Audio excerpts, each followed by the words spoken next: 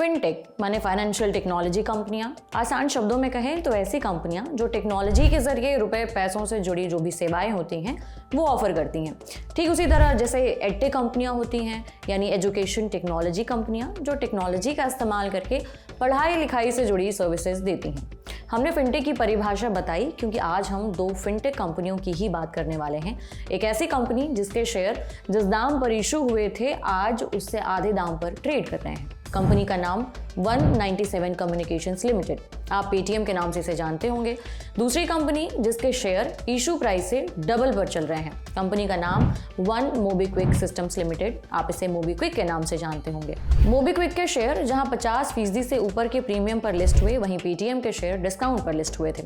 कैसे इन दोनों कंपनियों की नियति अलग अलग हो गई, विस्तार से समझाते हैं। 18 दिसंबर को शेयर बाजार में मोबीक्विक लिस्ट हुआ 57% के आसपास प्रीमियम के साथ। ट्रेडिंग के पहले दिन ही 20% का अपर सर्किट लगा। हालांकि जब मोबीक्विक का आईपीओ अनाउंस हुआ था तब एनालिस्टों ने इसे लेकर मिक्स्ड रिव्यू दिए थे। कुछ ने कहा था कि कंपनी लंबे अरसे तक घाटे में रहने के बाद फाइनली फायदे में आई है। कुछ ने कहा कि सब्सक्राइब अगर कर भी रहे हैं तो लॉन्ग टर्म के लिहाज से ही अप्लाई करें, थोड़ा सेफ रहेगा। इस नई नवेली लिस्टेड कंपनी की तुलना की गई पेटीएम से, वही पेटीएम जो इंडिया के सबसे बड़े आईपीओज में से एक था। 18,300 करोड़ रुपए जुटाए गए थे, लेकिन इसी पेटीएम की लिस्टिंग बहुत ही फीकी रही थी। पेटीएम की लिस्टिंग 2021 में हुई, इशू प्राइस 2150 रुपए था, लेकिन लिस्टिंग हुई 9% नीचे 1950 रुपए पर, और पहले ट्रेडिंग वाले दिन ही इसके शेयर 27% गिरावट के साथ बंद हुए।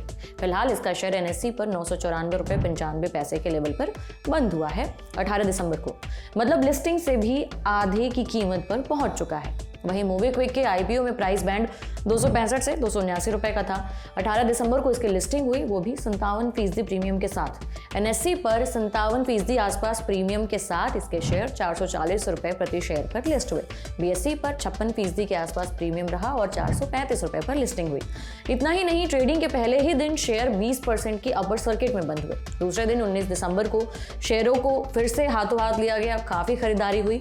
शेयर एक टाइम पर 605 रुपए पर पहुंच गए। इस तरह से देखें तो जिन लोगों को आईपीओ में शेयर मिले थे उन्होंने 279 रुपए के हिसाब से 53 शेयर के लॉट के 14,787 रुपए खर्च किए, जो 19 दिसंबर को एक समय 32,065 रुपए बन गए। मतलब 2 दिनों में 17,278 रुपए का फायदा, डबल से भी ज्यादा। हालांकि उसके बाद शेयरों में जमकर बिकवाली हुई और शेयर एनएससी पर 1% की बढ़त लेकर आखिर में 533 रुपए पर बंद हुए 18 दिसंबर की शाम।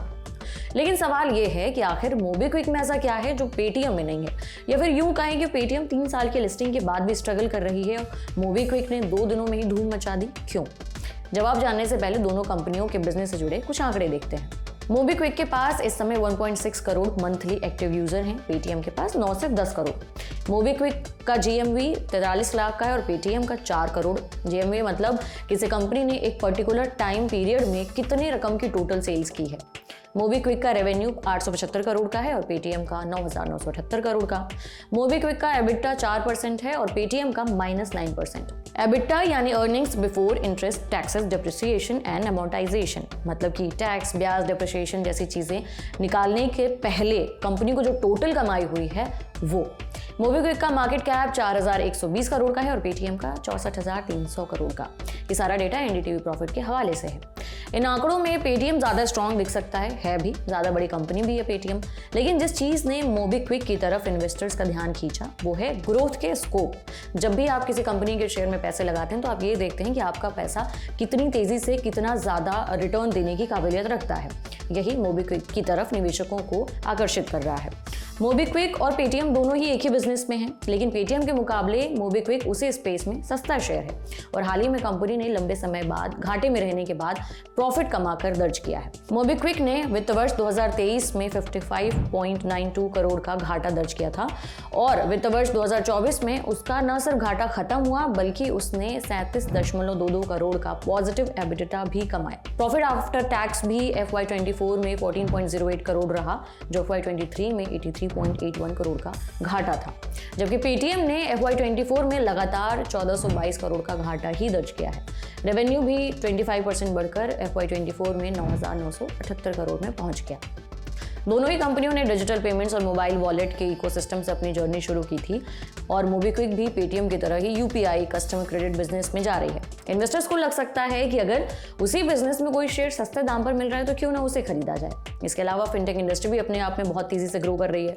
पिछले 3 वर्षों में फिनटेक स्टार्टअप्स की संख्या इंडिया में 5 गुना बढ़ी है, तो आप अंदाजा लगा सकते हैं कि ये इंडस्ट्री किस हिसाब से बढ़ रही है। इसके अलावा फिनटेक स्पेस में जितनी फंडिंग आई है उसमें सबसे ज्यादा फंडिंग लेंडिंग और पेमेंट्स सेगमेंट से जुड़े स्टार्टअप्स को मिली है, करीबन 85%। तो इस स्पेस के लिए इंटरेस्ट जगना जायज सी बात है और दोनों कंपनियों के शेयर इस समय जिस लेवल पर हैं उसमें मोबीक्विक ज्यादा इंटरेस्टिंग ऑप्शन जैसा दिख रहा है। नो डाउट ग्रोथ के मौके हैं, लेकिन मोबीक्विक के सामने चैलेंजेस भी हैं। इकोनॉमिक टाइम्स के एक आर्टिकल में मोबीक्विक के सामने खड़ी चुनौतियों पर भी चर्चा की गई है। कंपनी मोबीक्विक जिप के जरिए बाय नाउ पे लेटर ऑफर करती है। जिप ईएमआई के जरिए अनसिक्योर्ड लोन बांटती है और इस सेक्टर में कारोबार करना काफी टफ काम है क्योंकि लगातार रेगुलेटरी स्क्रूटनी हो रही है। ये लोन भी तभी दे सकता है जब बैंक या एनबीएफसी की मंजूरी मिले, उसके आसरे ही बैठे रहना पड़ता है। इसलिए इस वर्टिकल से ग्रोथ की गुंजाइश बहुत डमाडोल स्थिति में है। मिसाल के तौर पर पेटीएम और पैसा बाजार दोनों ही इस वर्टिकल के बिजनेस में हैं और दोनों ही कंपनियों ने क्रेडिट ग्रोथ के मार्केट में घाटा बताया है। मोबीक्विक ने पीयर टू पीयर लेंडिंग में एक्सपेरिमेंट किया, अच्छा खासा बिजनेस भी बना लिया, लेकिन आरबीआई ने उस पर इस साल की शुरुआत में रोक लगा दी। पेमेंट बिजनेस इसका कोर है, इसमें भी उसके सामने चैलेंजेस हैं अफराद। यूपीआई सेगमेंट में मोबीक्विक के पास महज 1% की हिस्सेदारी है। मोबाइल वॉलेट बिजनेस भी अब ढीला पड़ने लगा है, लोग अब यूपीआई लाइट को पसंद कर रहे हैं और मर्चेंट पेमेंट बिजनेस जाग पे उसे पेमेंट एग्रीगेटर के लाइसेंस के लिए फिर से अप्लाई करना पड़ा है। फिलहाल उसके पास इन प्रिंसिपल अप्रूवल ही है। तो कुल मिलाकर मोबीक्विक इस समय भले सस्ता दिख रहा है, मोबीक्विक तभी पेटीएम को टक्कर दे पाएगा जब वो इन चैलेंजेस से पार पाते हुए असल में वो ग्रोथ दर्ज कर पाए जिसकी उम्मीद निवेशक लगाए बैठे हैं। कुल मिलाकर 2 दिन के परफॉर्मेंस के आधार पर यह कहना जल्दबाजी होगी कि मोबीक्विक पेटीएम का मार्केट शेयर छीन लेगा। मोबीक्विक ने प्रॉफिटेबिलिटी अचीव कर ली है और पेटीएम के पास मार्केट प्रेजेंस की ताकत है।